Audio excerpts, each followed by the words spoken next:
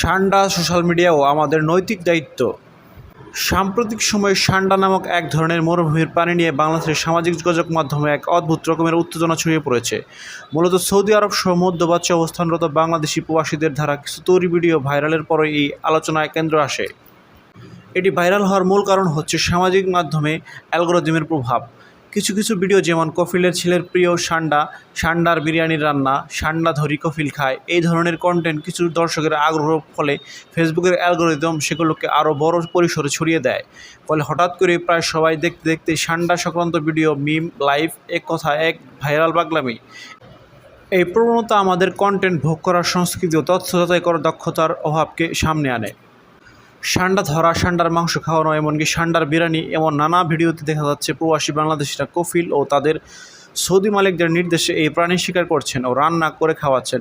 এর পেছনে রয়েছে যৌন সক্ষমতা বুদ্ধির একটি প্রচলিত বিশ্বাস।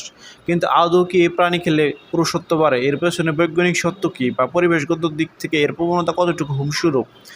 বাংলাদেশের যাকে অনেকে সান্ডা ভুলবশত গুলশাপ বলে ভাবছেন, সেটি আসলে ইউরোমেট্রিক্স ইজিপশিয়া নামে পরিচিত এক ধরনের মরুভূমির সরীসৃপ। এটি দেখতে অনেকটা গোসাইয়ের মতো হলেও ভিন্ন একটি প্রজাতি।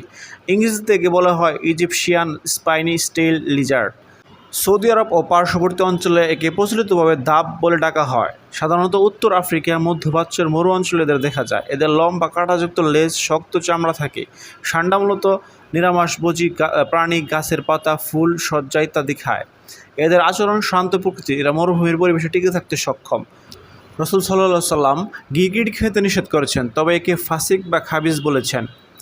তবে সান্ডা বা কাব গিরগিটির অন্তর্ভুক্ত নয়। এটি একটি আলাদা প্রজাতির নিরামিষভোজী মরুভূমির সরীসৃপ। একবার সাহাবীগণ রাসূল ইসলামের সামনে দাব পরিবেশন করলে তিনি নিজে খাননি, তবে এটা হারাম বলেননি। বরং সাহাবী খালিদ বিন ওয়ালিদ তা খেয়েছিলেন। রাসূল ইসলাম তাকে বাধা দেননি। তাই অধিকাংশ ইসলামী পণ্ডিত একে হালাল বলেন। তবে হানাফি মাযহাবে ইমাম আবু হানিফা একে মাকরুহ, অপছন্দনীয় খাবার হিসেবে গণ্য করেছেন। ইমাম নওয়াবীর বক্তব্য অনুযায়ী যে বিষয়ে স্পষ্ট নিষেধ নেই কিন্তু নবী ইসলাম এড়িয়ে গেছেন, তা পরিহার করাই বুদ্ধিমানের কাজ। সৌদি আরব আশেপাশের কিছু অঞ্চলে ঐতিহ্যগতভাবে বিশ্বাস করা হয় যে সান্ডার মাংস, চর্বি খেলে পুরুষত্ব বৃদ্ধি পায়। অনেক সময় এর তেল থেকে তৈরি হয় বিশেষ খাবার ওষুধ পুরুষশালী শক্তি বৃদ্ধি করে বলে প্রচার করা হয়। তবে এই বিশ্বাসের পিছনে কোনো বৈজ্ঞানিক প্রমাণ নেই। বিশ্বব্যাপী স্বীকৃত গবেষণা কিংবা মেডিকেল জার্নাল সমূহে এমন কোনো গবেষণার অস্তিত্ব নেই যা সান্ডার মাংস ও তেলকে পুরুষত্ব বৃদ্ধিকারী প্রমাণ করে। ফলে একটি নিছক সামাজিক ও লোকচারভিত্তিক কুসংস্কার যা এখনও টিকে আছে। মধ্যপ্রাচ্য যারা কাজ করেন তারা জানেন কফিল শব্দের অর্থ স্থানীয় পৃষ্ঠপোষক মালিক, যিনি ভিসা দেন এবং নিয়োগকারীর যাবতীয় ক্ষমতা রাখেন। বাংলাদেশ সহ দক্ষিণ এশিয়ার শ্রমিকরা এই কফিলদের অধীনে কাজ করেন।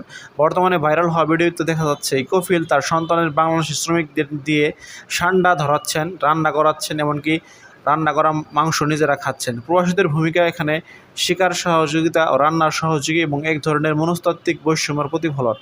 বাংলাদেশি শ্রমিকেরা কোনো রকম আপত্তি জানাতে পারছে না। কফিলের মন রক্ষা করাটাই হয়ে উঠছে তাদের চাকরি টিকে থাকার শর্ত। সান্ডা এখন ইন্টারন্যাশনাল ইউনিয়ন ফর কনজারভেশন বা নেচার এর লাল তালিকায় অনুযায়ী বিপন্ন প্রাণীর তালিকায় আছে। অতিরিক্ত শিকার ও আবাসস্থলের ধ্বংসের মূল কারণ। মধ্যপ্রাচ্যে ব্যাপক চাহিদা থাকায় অনেক সময় বাণিজ্যিকভাবে এই প্রাণী ধরা হয়, যা পরিবেশের জন্য বিপর্যয় ডেকে আনতে পারে। এই প্রজাতি মূলত মরুভূমির একটি টেকসই বাসস্থানের অংশ। এদের সংখ্যা কমে গেলে পোকামাকড় নিয়ন্ত্রণ ও মরুভূমির বৈচিত্র্য হুমকির মুখে পড়বে। অনেক বাংলাদেশি শ্রমিক না বুঝে এই প্রক্রিয়ায় জড়িয়ে পড়েছেন। বাংলাদেশে সরাসরি এই প্রজাতিটি পাওয়া যায় না গেলেও সোশ্যাল মিডিয়ায় মাধ্যমে সান্ডা খাওয়া ও পুরুষত্ব বৃদ্ধি সংক্রান্ত ভুল তথ্য ছড়িয়ে পড়েছে, যা একটি বিপন্ন প্রাণীর প্রতি অশ্রদ্ধা ও আন্তর্জাতিক সার্বক্ষণিক নীতির পরিপন্থী। সান্ডা এখন আর শুধু মরুভূমির প্রাণী নয়, এটি হয়ে উঠেছে ভুল বিশ্বাস, সামাজিক বৈষম্য, অনলাইন ভাইরাল সংস্কৃতির একটি প্রতীক। আমাদের এই প্রয়োজনের গভীরে ঢুকে এর দৃষ্টিভঙ্গি না হলে আজ সান্ডা, কাল হয়তো আরেকটি প্রাণী মানুষকে নিয়ে এই হাস্যকর কিন্তু ক্ষতিকর তামাশা চলতে থাকবে।